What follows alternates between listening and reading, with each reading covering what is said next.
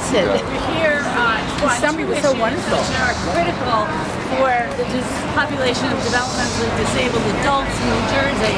As you can see, great issue is Return Home New Jersey, where families are really rallying together, along with opposition to the statewide transition plan, both which really put the most vulnerable citizens at risk.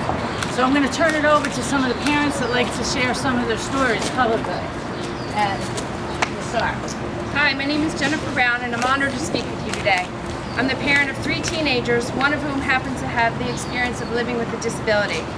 I've been working with adults with disabilities for 8 years, and I'm also a graduate of Partners in Policymaking. I'm deeply troubled by the proposed changes in the systems and services. Based on SMS's final regulation of home and community-based waiver services, people with developmental disabilities are supposed to have the ability to maximize choice and control over independent living, services, and supports. New Jersey has taken the most restrictive interpretation in their response and their drafted policy for the supports waiver. For housing, DDD is proposing to severely curtail the places where people with developmental disabilities can live. There are no other populations who receive public assistance for housing in this state or country that are told where they can live and how many of them can live in the same place. For example, seniors and veterans are able to live with other seniors and veterans when receiving public dollars. Why then can't people with developmental disabilities be given the same choice and control that seniors and vets have over where they live and with whom they live?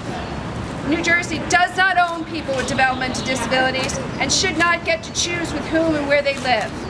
People with developmental disabilities must also have access to housing vouchers so that they and their families can mindfully plan for the futures instead of what happens now, which is a scramble for an open bed when the last natural support dies.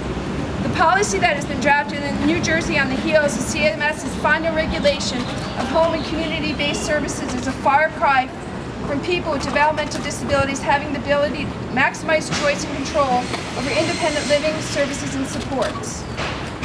Currently, self-direction allows for people's monies to be used during an annual budget period. Budgeting annually allows for flexibility and freedom. Funds are not lost but reallocated to other services. If a service was stopped due to unforeseen personal choice or circumstance, people can move their funds to a new service or existing service. People with disabilities should not be locked out of the very funds they are assessed to receive. The funds should be readily available for that plan year for individual choice and control. An individual has been granted those funds based on their needs, and the needs do not disappear simply as service was canceled for a particular week. I firmly believe the ability to move funds, not lose funds, must be put into place to support individual choice, control, as well as address an urgent need or unforeseen circumstance. There should be no loss of funds to an individual as long as they remain within their annual budget. Another policy concern I have are the 5 funding tiers and the 5 acuity differentiated tiers. With the 5 funding tiers, New Jersey is making service costs different to each individual with disabilities.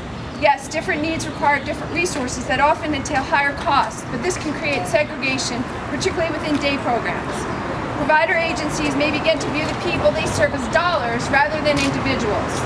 Peoples will be segregated by specific disabilities, perpetuating congregate service that are disability specific. This will also create an environment of discrimination based on severity of disability. We see choice, creativity, and flexibility being lost. An easy solution is to allow for each service to have an up-to rate attached to it, so individuals and families can negotiate that rate and maximize their annual budget, as well as expand their choice option.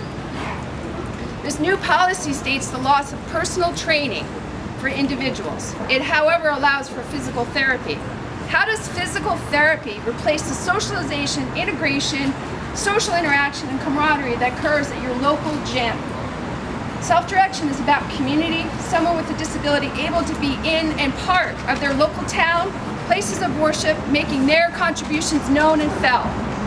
People with developmental disabilities and their families must be at the table where policy is written that directly affects them. This administration will move on and leave those of us who have to live and work in this state with restrictive, institutionalized policy that does not focus on people and their disabilities, but on people's deficits, disabilities, and severely curtails their personal freedoms, choices, and rights.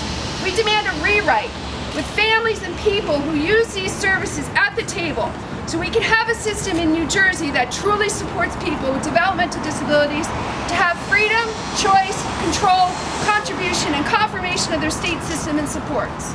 Thank you for your time.